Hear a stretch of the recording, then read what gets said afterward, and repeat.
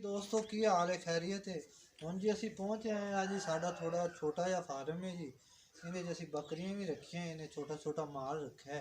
आज दोनों असी बकरियां विखाने आज जी माशाल्लाह मैं बकरी रखी है बड़े शौक नाल माशाल्लाह। इन्हू जी देसी बकरी बोलिया जाता है। इत्थे साडे पंजाबी लोग बोलते हैं चीनी बकरी चीनी चल हाँ हाँ माशाल्लाह जी असी फार्म दे विच बकरी रखी है देसी बकरी जी इन्हू बोलिया जाता है। ये जी ਵੱਡੇ करना वाली जी चीनी बकरी इतने पंजाबी च बोलते हैं। आ जाओ दोनों बकरियां आ जी टेढ़ी बकरा इनू बोलिया जाता है जी बोना है। आ जी टेढ़ी बकरा है जी आ गई जी टेढ़ी फाट ये जी सुमन वाली माशाल्लाह ये गोनियां हैगियां ने इन्हां दी सिंग कोनी गई ये असी फार्म दे विच छोटा छोटा थोड़ा हाँ जी माशाल्लाह जी ये जो बकरी का रंग है ना जी पट का टेढ़न बकरी हैगी है इनू जी रेंजर रंग बोलिया जाता है। रेंजर किवें रेंजर हो जाने जी होंदा रंग उस रंग टाइप की बकरी वेखो माशाल्लाह बहुत ही प्यारा रंग है। आ गई जी आ देसी पाठ है आ फिर जी आ गई दोगली पाठ नूं बोलिया जाता है। ये भी घोनी बकरी असी फार्म दे विच रखी हुई है जी।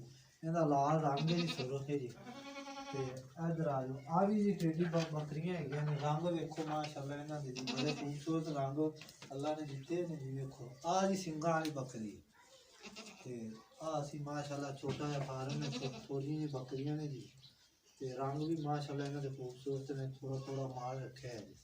हाँ जी असी जी आ दोनों बकरी की नस्ल दसन लगे हैं जी। ये टेढ़ी नस्ल की शुमार होंदी है जी। आ लाल बकरी है जी ये लाल बकरी जी छेती बनदियां ने छेती सूंदियां ने।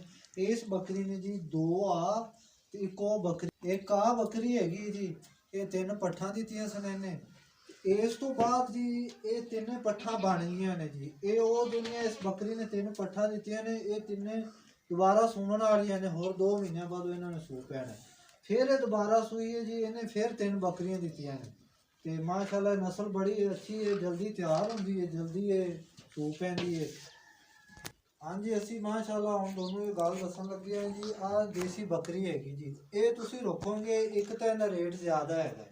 दूसरे नंबर ते जी इन्हें जी 50,000 तो थले ये बकरी नहीं मिलनी हैगी 40-50 हज़ार तो थले जी इहदा रेट कोनी गा। फिर इन्हें सुने इन्हें 1 या 2 फाल मसा देने ने एक देना है ठीक है। मैं लिहाजा बेलियां दोस्तों मशवरा यह दिंदा पिया भी गरीब मेरे दोस्त भरा है इन्हों चाहिए भी जेडे गरीब ने गुजारे लायक ने उन्होंने चाहिए भी इहदे नाल दियां बकरियां रखन ठीक है। इहदी कीमत हैगी 20,000 रुपये ठीक है। ये 20,000 रुपये 15-20,000 रुपये तक मिल जाती जी इहदे नाल दी बकरी। ये जो फिर टेढ़ी टाइप की है ने जिसे सूवन ना जी 3-3 4-4 फाल देंदियां ना वेखो ना अगे भी तुहानूं गल कीती भी ये मैं 20,000 रुपये की लई है 20,000 लैन का खर्चा भी बहुत कम है। गरीब मेरे जेडे दोस्त देख रहे हैं या दोस्त फ्रेंड उन्होंने चाहिए भी इहदे नाल दी बकरी लैन। इन्हें सूई इन्हें जी 3 पट्ठा दित्तियां ने डोरे सामने खड़ियां ने मैं तुहानूं विखाइयां ने ते थोड़े दे हो गए मैं बकरी लई है 3 बन गई ने ये 3 भी सूवन वालियां ने।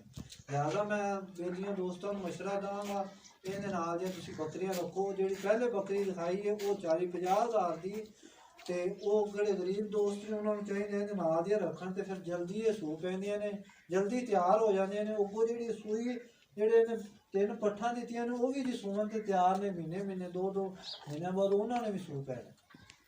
कित्थों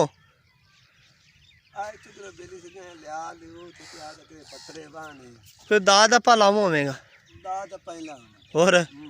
और की करना मेहनत करनी हत्थां दे नाल इत्थों किसे दे ला दे चूना ना चूना चाना कोई लाना साडा तो अगे बेड़ा गर्क हो गया पहला जब बंदा जमीना नाल पा यार मैनू भावे नहीं आखे ते थां ते अपने आप दे उत्थे ले आवांगे आप दे कित्थे खले ने आओ खड़ी वो तो मुक्के पै ने यार मुक्के बाकी जिवें भी आप दा गुजारा करांगे बाकी मैं तो यार अल्लाह साडा इंसाफ आवेगी जो अपनी रन्ना छुटन जित्ती जांगा इवें कर करा ते इंडिया हिंदुस्तान ब्याह जिथे मर्जी करो तो सही ना एडी वड्डी दुनिया रब खुदा दी हुण सारी दुनिया तो बेकार नहीं ब्याह लाजमी कराना तू ले ते ब्याह पिछे जंग लगी है ब्याह जिन्हां ने अगे कराए ने पछतांदे फिरदे ने तू उन्हां नूं अग ला खलो ते तू कुरकरी मट्ठी करावेगा यार कुरकरी मट्ठी होवे आ जो सारी दुनिया दी ब्याह कराई आंदी है ब्याह पिछया जिन्हां ने ब्याह ते फौजा इन्नी दुनिया मरी खपी जिन्हां ने ब्याह करावा दे ना ही होवे ते चंगा सी भाई ओ तैनू पता नहीं की शौक चढ़िया ब्याह दा ले ते ब्याह पिछे दुनिया खपी है जान छुटी